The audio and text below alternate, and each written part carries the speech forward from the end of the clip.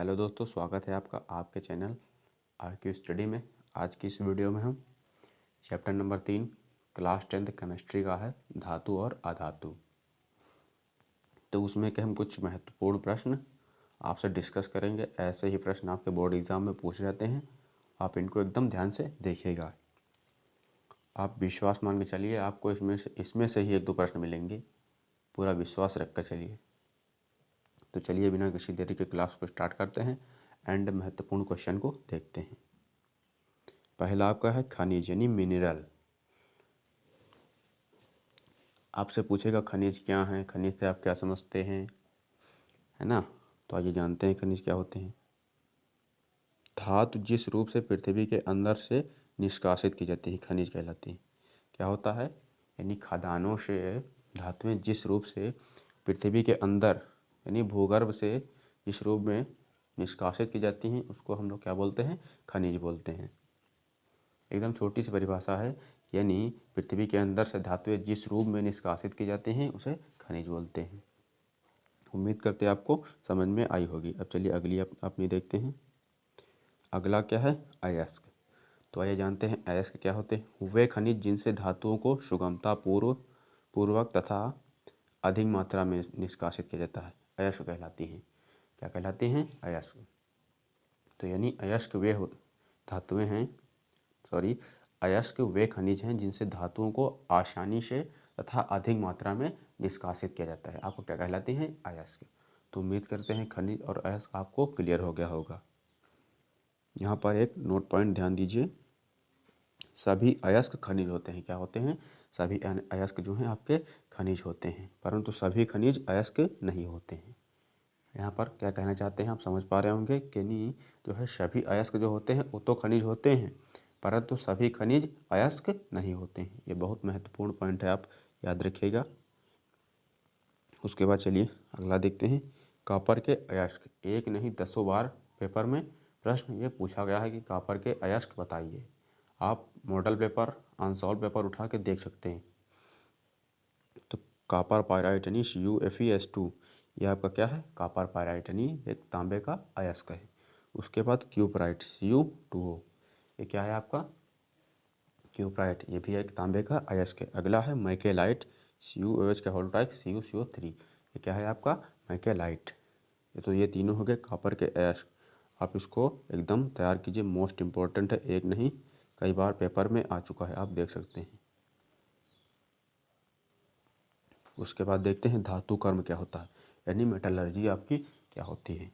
शुद्ध धातुओं को उनके अयस्क से निष्कासित करने की प्रक्रिया क्या कहलाती है, धातु कर्म। यानी जो शुद्ध धातुएं होती हैं उनको उनके अयस्क यानी अयस्क से शुद्ध धातुओं के जो निकालने की प्रक्रिया होती है, इसमें प्रगलन, निष्पादन, भर्जन इत्यादि जो सब प्रक्रियाएं होती हैं उसे क्या कहते हैं हम, धातु कर्म। यानी जैसे जैसे प्रोसेस से हमें धातुएं प्राप्त होती हैं शुद्ध उसके अयस्क से, उसे ही धातु कर्म कहते हैं। तो उम्मीद करते हैं आपको धातु कर्म अच्छे से समझ में आया होगा। अब चलिए अगला अपना निस्तापन देखते हैं। क्या देखते हैं, निस्तापन। निस्तापन क्या होता है, यानी धातु जो है अयस्क से धातु निकालने की एक प्रक्रिया होती है। क्या होती है, यानी धातु निष्कासित करने की एक प्रक्रिया होती है। तो वायु की अनुपस्थिति में अयस्क को उसके गलनांक निम्न ताप से गर्म करने पर उसमें उपस्थित अशुद्धियों को दूर करने की प्रक्रिया निस्तापन कहलाती है। क्या कहलाती है, वायु की अनुपस्थिति। निस्तापन में क्या होता है कि यानी वायु की अनुपस्थिति होती है और अयस्क से जो है अयस्क को क्या क्या किया जाता है, उसके गलनांक यानी कि गलने ना पाए, गलनांक से निम्न, इसका मतलब जो है एकदम गलने ना पाए, उससे कम ताप तक गर्म किया जाता है। उसके बाद उसमें से क्या होता है, अशुद्धियों को दूर किया जाता है। तो यही प्रक्रिया आपकी क्या कहलाती है, निस्तापन कहलाती है। आप क्या किया करिए, आंसर को एकदम अपने शब्दों में लिखने की कोशिश किया करिए। इससे क्या होता है, आपको अच्छे से तैयार होता है एंड आपको कॉन्सेप्ट समझ में आ जाता है। किताबी लैंग्वेज में लिखना सही नहीं रहता, आप अपने शब्दों में लिखेंगे उससे उसका अलग प्रभाव पड़ता है। जैसे ये देखिए Al2O3.2H2, ये क्या है आपका बॉक्साइट, यानी एल्युमिनियम का क्या है, अयस्क। जब इसको हम लोग ये क्या करेंगे, गर्म करेंगे, और यहाँ पर आप लिख दीजिएगा वायु की अनुपस्थिति, यहाँ पर लिख दीजिएगा। तो ये Al2O3 एंड 2H2O, Al2O3 आपका क्या है, आपका एल्युमिनियम ऑक्साइड, ठीक है। तो इससे एल्युमिनियम प्राप्त होगा। उसके बाद चलिए अगला अपना देखते हैं, भर्जन। क्या भर्जन, भर्जन में क्या होता है, वायु की उपस्थिति में। निस्तापन में क्या होता था, भर्जन की मतलब जो है वायु की अनुपस्थिति थी, और भर्जन में क्या है, वायु की उपस्थिति है। तो वायु की उपस्थिति में अयस्क को उसके गलनांक से निम्न ताप तक गर्म करने की प्रक्रिया भर्जन कहते हैं। क्या कहते हैं, वायु के इसमें यानी उपस्थिति हो और अयस्क को उसके गलनांक से निम्न ताप तक गर्म करने की प्रक्रिया को भर्जन कहते हैं।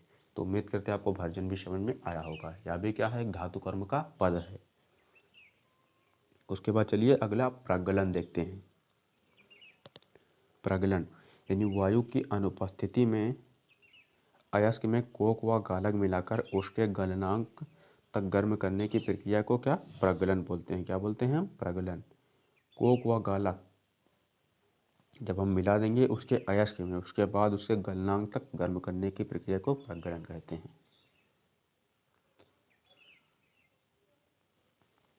अब चलिए गालक जानते हैं। गालक आपके क्या होते हैं, तो वे रासायनिक पदार्थ जो अयस्क में उपस्थित अशुद्धियों से क्रिया करके धातुमल बनाते हैं। क्या बनाते हैं, यानी गालक, अपने शब्दों में बोलें तो गालक वे पदार्थ होते हैं जो अयस्क में जो अशुद्धियाँ होती हैं उनसे क्रिया करके उनको क्या, उनसे धातुमल बना देते हैं। तो यानी जो अशुद्धि निकलती है उसको हम धातुमल बोलते हैं। गालक जो क्या करते हैं, धातु में उपस्थित अशुद्धि से क्रिया करके धातुमल बना देते हैं, उसे क्या कहते हैं, हम गालक बना देते हैं। आप याद रखिए SiO2 क्या है, एक अम्लीय गालक है, और CaCO3 यानी कैल्शियम कार्बोनेट आपका क्षारीय गालक है। तो गालक भी आपको अच्छे से क्लियर हो गया होगा। अब चलिए धातुमल देखते हैं, यानी धातुमल आपका क्या होता है। तो गालक द्वारा अयस्क में उपस्थित गलनीय पदार्थ धातुमल कहलाता है। क्या कहलाता है, गालक द्वारा अयस्क में उपस्थित गलनीय पदार्थ आपका धातुमल कहलाता है। यानी पिछले यानी गालक में हमने क्या बताया था, ये आपको गालक किससे, गलनीय पदार्थ यानी अशुद्धि से क्रिया करके क्या बनाता है, धातुमल, जिसको इंग्लिश में स्लैग बोलते हैं। तो उम्मीद करते धातुमल आपको समझ में आया होगा। अब चलिए कुछ और महत्वपूर्ण प्रश्न देखते हैं आपसे 1 नंबर में पूछे जाने वाले। इसमें पूछ रहा है, ऐसी 2 धातु के नाम बताइए जो प्रकृति में मुक्त अवस्था में पाई जाती हैं। क्या पाई जाती हैं, मुक्त अवस्था। मुक्त अवस्था आप समझ पा रहे होंगे, यानी फ्री। तो पहला आपका सोना है, चांदी, ये शुद्ध शुद्ध किए जाते हैं, बना के किसी अयस्क से निष्कासित किए जाते हैं। तो इसी को क्या बोलते हैं, मुक्त अवस्था। अगला क्वेश्चन देखते हैं, एल्युमिनियम धातु को वायु में रखने पर उसके ऊपर बनने वाली परत होती है। यानी जब आप एल्युमिनियम को वायु में रखने का तात्पर्य यहाँ, यानी वायु में आप रखेंगे तो उस पर क्या हो जाएगा, एक काली काली एक परत बन जाती होगी, जैसा कि आप लोगों ने देखा भी होगा। उसको क्या बोलते हैं, एल्युमिनियम ऑक्साइड, Al2O3 की परत। ये दूसरा प्रश्न भी आपको अच्छे से समझ में आ गया होगा। अब चलिए अगला देखते हैं, आपको क्या है, जंग क्या है।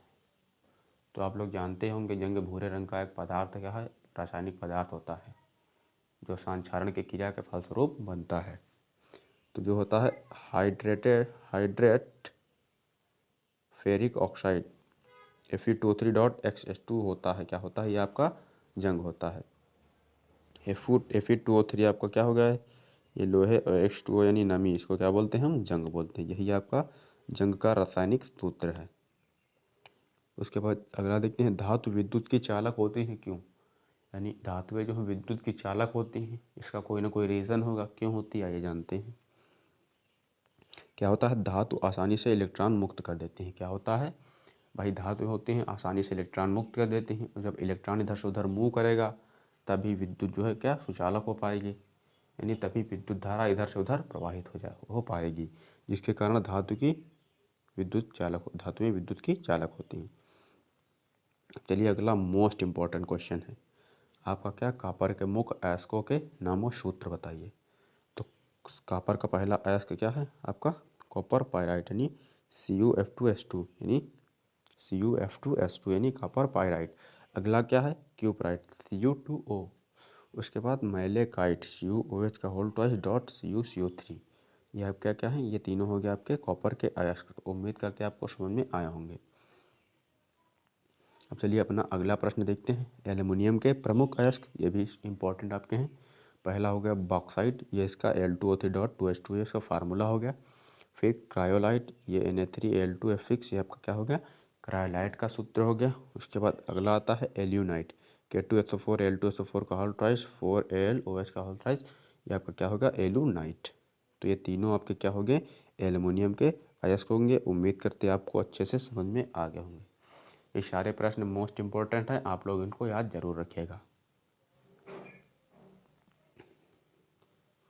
उसके बाद अगला देखते हैं, पीतल का संगठन क्या है।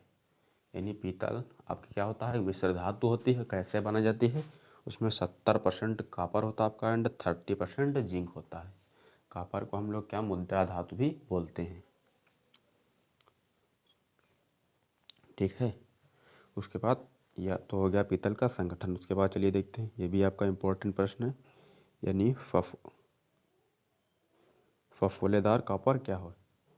तो फफोलेदार कॉपर आपका क्या होता है, 98% शुद्ध कॉपर यानी 98% शुद्ध कॉपर, जिसमें 2% अशुद्धि, अशुद्धि यानी लोहा निकेल आदि अशुद्धि मिली हो, फफोलेदार कॉपर आपका कहलाता है। क्या कहलाता है आपका, फफोलेदार कॉपर। यानी वह कॉपर जो 98% यानी 98% आपका प्योर हो एंड 2% उसमें अशुद्धि मिक्सअप की गई हो, जिसको हम क्या बोलते हैं, फफोलेदार कॉपर बोलते हैं। ये प्रश्न आपका इम्पोर्टेंट है, ठीक है। तो उम्मीद करते हैं आपको जितने भी प्रश्न बताए हैं एकदम आसानी से समझ में आ गए होंगे। यानी प्रश्न समझ में आए हैं, आपको अच्छे लगे तो वीडियो को लाइक करो एंड अपने दोस्तों के साथ शेयर करो। ये क्वेश्चन सारे के सारे इम्पोर्टेंट हैं, चाहे एक या दो ही प्रश्न मिले आपको पेपर में, मिलेंगे ये पक्का है। तो तब मिलते हैं नेक्स्ट पार्ट में इसके बहुविकल्पीय प्रश्नों के साथ।